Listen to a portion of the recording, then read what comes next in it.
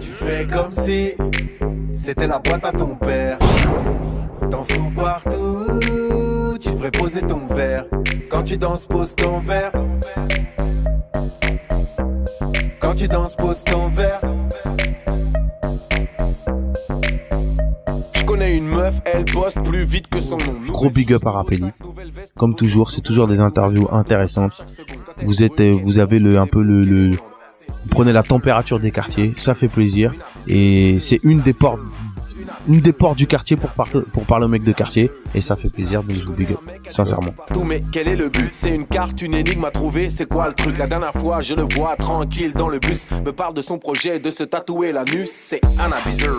Et dans Basic Instinct, tu dis j'ai lu Guénon et Malcolm, rien à foutre de Soral, encore insistera au swag de Caporal. Mais comment tu expliques que le discours de Soral, il peut séduire certains dans les quartiers? C'est la meilleure question du monde entier qu'on m'ait jamais posée. Comment t'expliques ça? Je vais t'expliquer pourquoi. Et je vais t'expliquer à quel point ça me met en colère. Et à quel point j'ai la rage et à quel point je me bats pour que Malcolm X y soit lu. Si dans les choix des modèles qu'on te donne, t'as pas tous les choix possibles, et particulièrement des choix qui sont plus proches de toi qu'un Soral, c'est normal que tu sois envoûté et fasciné par le discours de Soral. Tu vois ce que je veux dire? Pourquoi c'est normal? Mais parce qu'on te montre, on te donne pas autre chose. On te donne pas un autre exemple.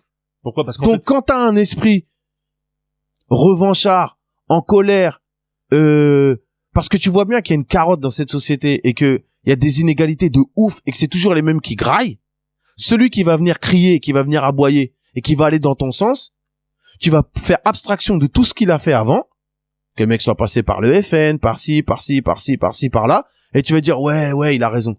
Sauf que tu mets l'autobiographie de Malcolm X dans les mains d'un mec de quartier qui est en colère, je peux te dire qu'il va oublier Soral en 2 secondes. Parce qu'il va voir le parcours d'un mec qui est parti pire que lui. C'est-à-dire que nous, ouais, on se plaint, ouais, c'est dur, ouais, c'est vraiment un truc de ouf. Mais le père de Malcolm, il s'est fait assassiner par le Ku Klux Klan. Ok? Ils ont interné sa mère en la faisant passer pour une folle. Ok?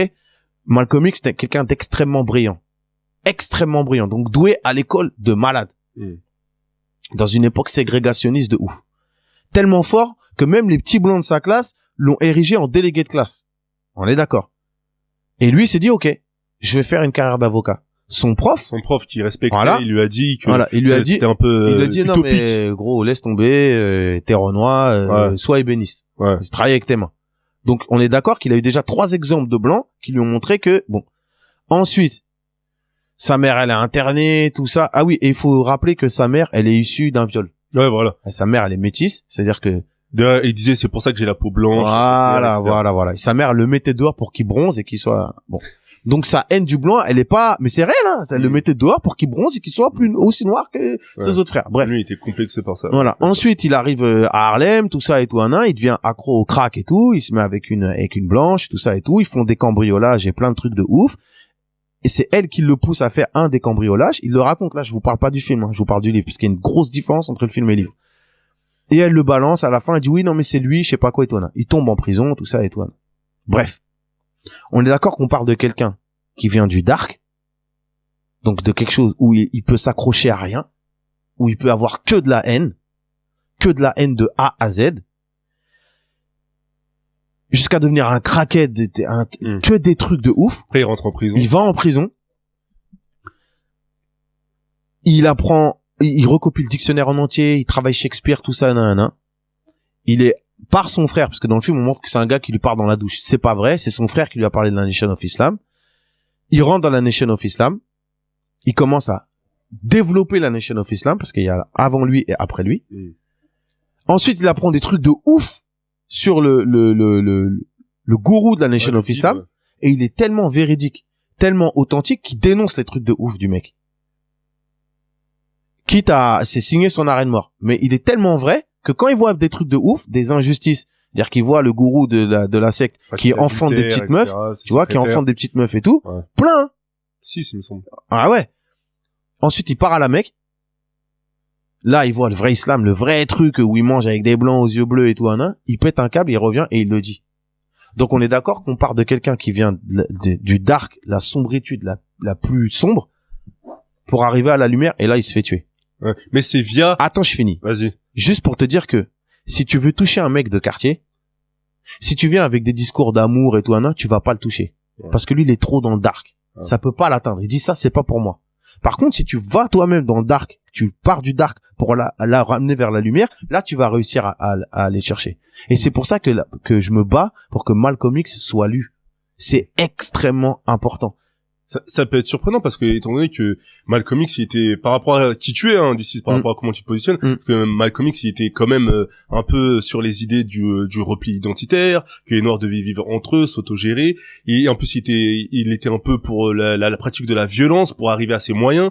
C'est un peu à l'encontre d'un Martin Luther King qui était beaucoup moins, bon, on va dire, beaucoup plus consensuel dans l'idée, mais le final était le même, faire évoluer la situation des Noirs américains dans une époque où c'était très compliqué. Donc, toi qui est pas forcément quelqu'un de, c'est pas provocateur ou violent, faire la publicité, entre guillemets, bien sûr, pour Malcolm X. C'est pas la publicité, c'est célébrer et voilà, qu'on parle de lui autant qu'on parle des autres. Donc c'est un peu contradictoire. Enfin, dans l'idée, on pourrait dire que toi t'es plus un Martin Luther King qu'un Malcolm X.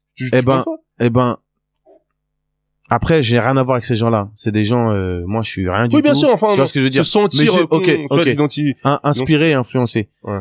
C'est mal me connaître et c'est mal connaître Malcolm X.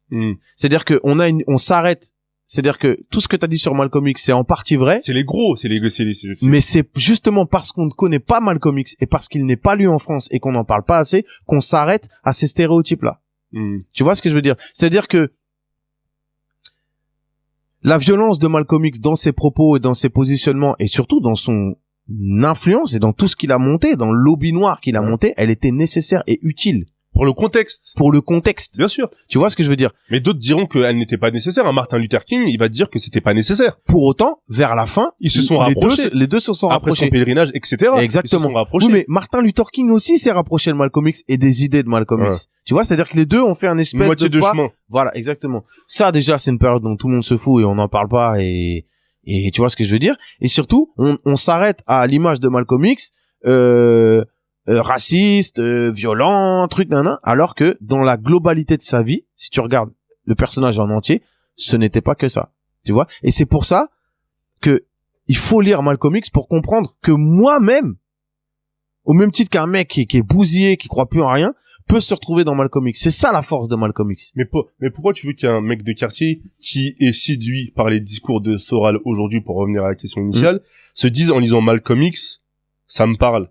Parce que c'est un autre contexte, c'est une autre époque. Tu comprends ce que je veux dire ou pas? Bah non, parce que parce que non, parce que regarde, attends, Soral et plein d'autres gens et c'est vont puiser dans le passé des exemples pour éclairer le présent. Tout le monde fait ça. Bien sûr. Tu vois ce que je veux dire? C'est-à-dire que pour comprendre, par exemple, les machinations de la CIA qui pourrait potentiellement faire aujourd'hui, faut voir ce qui s'est passé au Chili, faut voir ce qui s'est passé avec la Suède pendant la guerre froide. Enfin, tu vois, tu vas puiser dans ce qui s'est passé avant pour dire ok, ils ont fait cette carotte là à cette époque-là, ça se trouve ils sont en train de faire une carotte aujourd'hui. Tu vois, donc tu vas puiser dans le passé. Eh ben, pour moi, faut puiser dans le passé de ce qui s'est passé le plus proche de nous, plus proche de nos conditions. Mais dans l'idée d'ici, en fait, toi tu disais que il n'y a pas d'exemple, il n'y a pas de, entre guillemets, contre-pouvoir ou contre-exemple pour les mecs des quartiers qui ont une rage en eux et qui veulent l'extérioriser. Il y a que quelqu'un comme Soral, entre guillemets, on va dire, qui fait ses vidéos sur Internet, etc.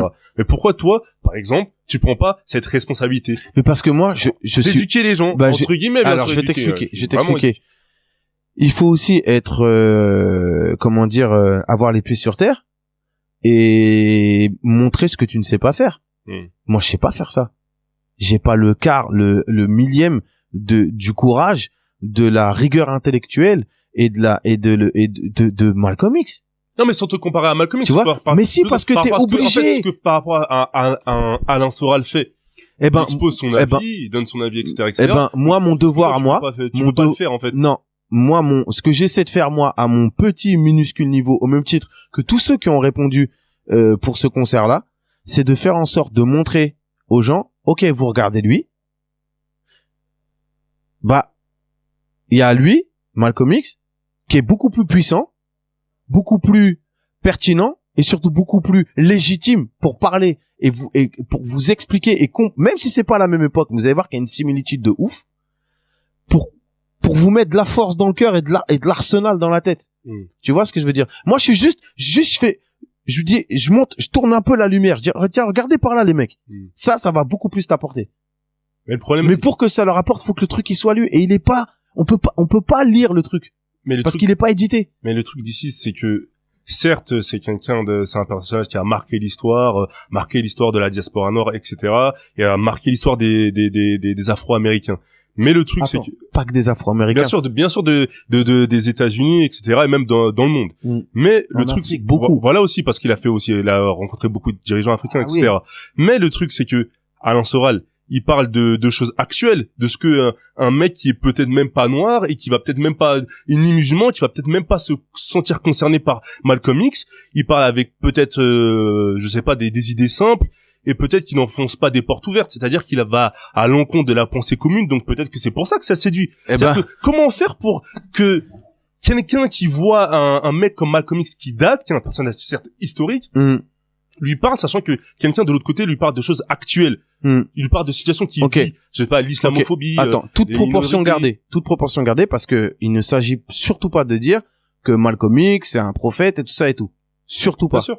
Comment t'expliques que dans la religion, un personnage comme Jésus ou le prophète sallam inspire des gens encore aujourd'hui? Ce que t'appliques là à Soral, pourquoi on l'applique pas aussi à la religion? Il y a bien des règles de vie. Là, on est dans le contexte religieux, mais il y a bien des règles de vie d'un personnage qui a existé bien avant Malcolm X, qui inspire encore les gens aujourd'hui, et bien heureusement, sur certaines règles de conduite. C'est la foi. Okay. Mais là, on parle de politique ici, c'est pas la même chose. Mais la politique, c'est pareil. Pas forcément.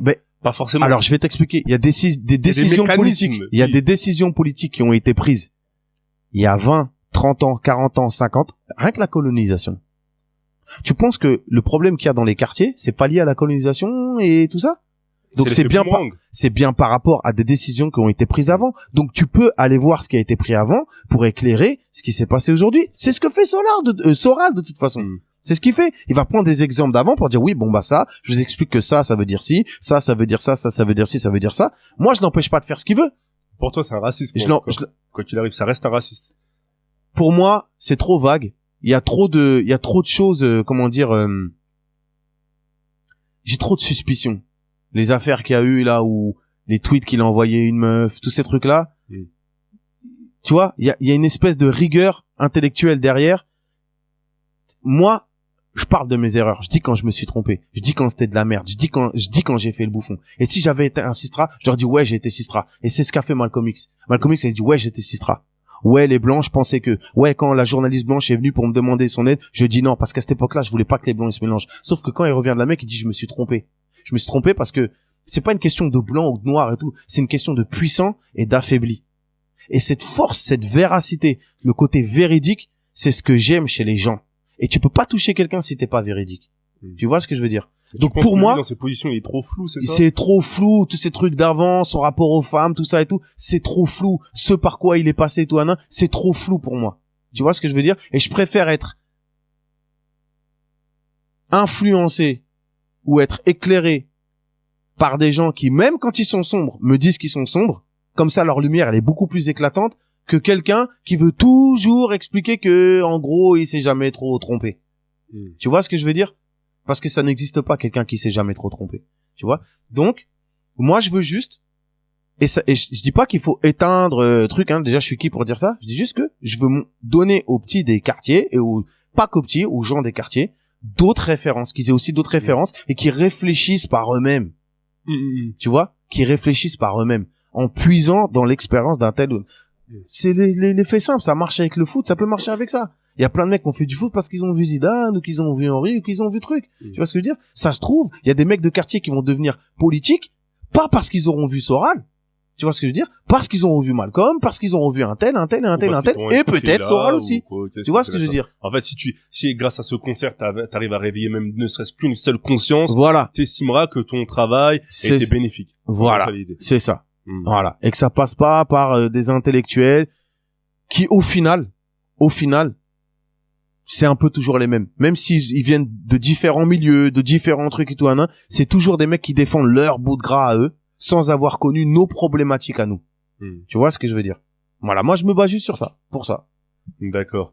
Et en janvier, avec les attentats de début janvier, tu avais communiqué sur Instagram. Mon public attend ma réaction, mais je suis éteint. J'ai plus d'énergie. Je suis triste et je suis effondré par un drame qui plonge encore plus l'avenir de mes gosses dans un cancer latent. Ce cancer d'avoir à vivre avec le fait qu'ils sont potentiellement des gens à risque parce qu'ils ont des prénoms musulmans, alors que je ne sais même pas s'ils le seront plus tard et ça les regarde, ça ne m'appartient pas. Et récemment, Robert Ménard, maire FN de Béziers, était capable sur un plateau télé d'avancer le pourcentage d'élèves musulmans dans sa commune en se basant justement sur ses prénoms par rapport au listing qu'il avait dans sa mairie. En gros, c'est un peu un texte prémonitoire que t'as fait. Qu'est-ce que ça t'inspire, toi? Est-ce que aujourd'hui, quand t'es musulman en France ou t'as un prénom, t'es potentiellement une personne à risque, t'es potentiellement un terroriste? Bah, bien sûr que non. Bien sûr que non. Le problème est que, qu'est-ce que ça m'inspire? Ma première réaction, c'est la colère, mais de dingue. C'est-à-dire que c'est ce que je raconte dans Basic Instinct. Basic Instinct, c'est les instincts premiers, les instincts basiques. C'est-à-dire que si on va se mettre dans le truc, ok? La colère, c'est pas bon en plus. C'est vraiment pas bon parce que t'es hors de toi et c'est pour moi une autre entité c'est pour ça qu'il y a des gens qui font des trucs sur le coup après ils regrettent, ils prennent des peines et tout. Voilà, d'un coup. Ok, donc la colère, c'est pas bon. Mais ma première réaction, c'est la colère. C'est-à-dire que si Ménard il est devant moi et qu'il dit ça au moment où il le dit, je pense que ma première action, c'est de lui mettre une droite dans sa bouche automatiquement. Par réflexe de peur, en fait. Parce que qu'est-ce que ça annonce quand tu commences à ficher les gens? Quand tu commences à dire, ok, lui c'est un ça, lui c'est un ça, lui c'est un ça. Quand tu joues sur les peurs, ça veut dire que dans 1 an, 2 ans, 3 ans, s'il y a un gouvernement qui prend le pouvoir, ils peuvent dire, ok, bah les musulmans, on va les mettre de côté, ils vont être dans des écoles différentes. Si tu pousses le truc plus loin, c'est ce qui s'est passé avec les feuges. Eh ben nous on n'aime pas les musulmans, on a peur, c'est potentiellement tous des serpents. C'est-à-dire qu'ils piquent pas, ils sont pas tous venimeux, mais ils font tous peur. Ils ont tous les mêmes aspects. J'ai peur des serpents, j'éradique les serpents.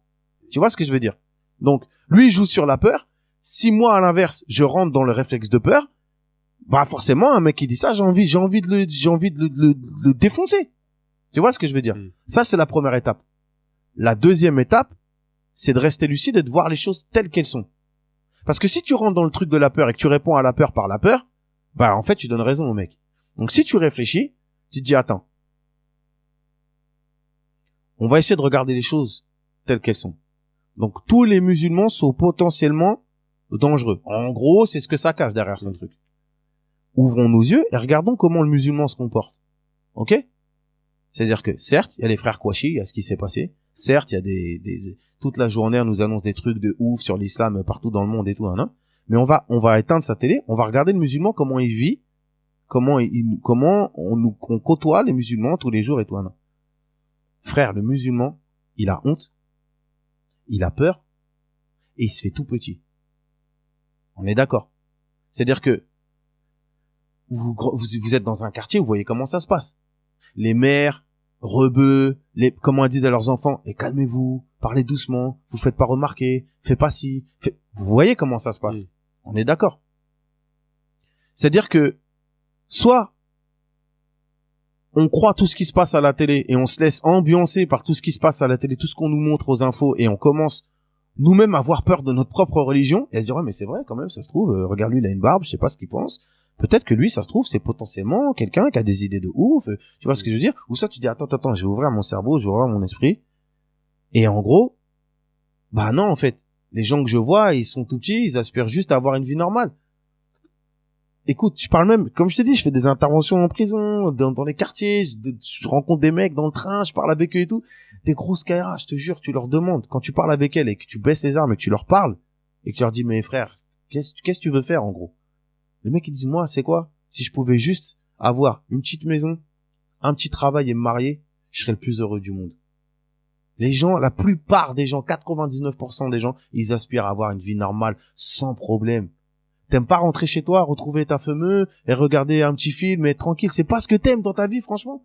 Est-ce que toi, tu prends position, tu te dis, il faut revendiquer le fait qu'on n'ait rien à voir avec le Kouachi? Non. Ou tu dis, non, je n'ai rien à dire. Non, moi, je sais que j'ai rien à voir. C'est pour ça que j'ai pas défilé. Ouais. Je suis pas allé défiler. J'ai pas mis je suis Charlie et tout ça. J'ai pas mis ça. Parce que c'est un truc d'hypocrite. T'estimes que t'as pas à rassurer la population? Je n'ai pas à rassurer. Moi, on devrait me rassurer. J'avais encore ce réflexe de mec de quartier. Je me disais, vas-y, on va se faire remarquer, famille nombreuse. musulmans, truc, les petits, soyez polis, dites Rasez pas les trop murs. mots, rasez les murs. Frère, j'habite chez moi, dans ma résidence, je dis raser les murs à mes propres enfants. Tout ça pour justement pas faire Pas de faire de problème, vagues. pas afficher les miens, pas afficher ceux qui me représentent. Tu vois ce que je veux dire? Et la plupart des gens sont comme ça. Éduquer tes enfants, si vous avez des enfants, vous savez ce que c'est. Éduquer tes enfants, avoir peur pour eux par rapport à leur réussite, par rapport à comment ils réfléchissent, Il y a tellement par de rapport à tout paramètres. ça et tout, que c'est ça être un vrai putain de bonhomme. Et y a pas la C'est ça, être un vrai gorille dans la jungle, c'est éduquer tes gosses au jour le jour. Beaucoup de gens le diront pas. Et lui, il le dira jamais parce qu'il est trop humble. Mais Soprano, il a fait tellement de passes dans ce business. Ça fait plusieurs fois que je dis, c'est Zinedine Zidane, hein, Soprano. Mais je rigole pas. Hein. Il a fait des passes à des gens, des les ouvertures. ouvertures de ouf. T'as juste à mettre le but, frère. Je chante ma réussite comme un rappeur. Un rappel pour montrer aux petits rappels que c'est possible. Étudiant, écrivain. Continuez à nous considérer comme ça et à parler de notre musique que dans nos travers et que quand il y a des problèmes. 2005, les émeutes de 2005, n'étaient qu'un entraînement.